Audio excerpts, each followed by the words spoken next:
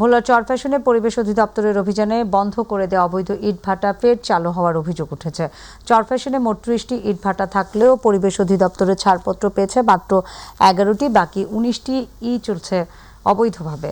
ভোলা পরিবেশ অধিদপ্তরের সহকারী পরিচালক তোতা মিয়া ও নির্বাহী ম্যাজিস্ট্রেট এর নেতৃত্বে মোবাইল কোর্ট পরিচালনা করে রাত্রি ব্রেক্স, আখন ব্রেক্স এবং আবদুল্লাহ ব্রেক্স সহ ৪ অবৈধ ভাটা মালিককে পরিবেশ আইন লঙ্ঘনের দায়ে ২ লাখ টাকা করে জরিমানা করা হয় এবং অবৈধ ড্রাম চিমনি ঘুরিয়ে দেওয়া হয়। তবে অভিযানের পরপরই আইন অমান্য করে ভাটা মালিকরা পুনরায় ভাটাগুলো চালু করার অভিযোগ উঠেছে। সারা গেছে আমরা কি আর কাজ তো করে খাইতে হইব।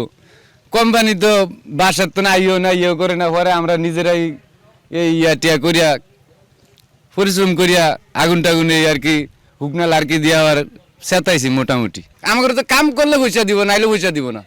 কি করে এগারো তো এত টিয়ার টুয়া ফয়লা মানেই না, দেন সব ভাঙ্গা সিরিয়ালায় এই হেয়ার পরে এলা পানি জরিমানা টরিমানা করে মোবিল করতে মোবিল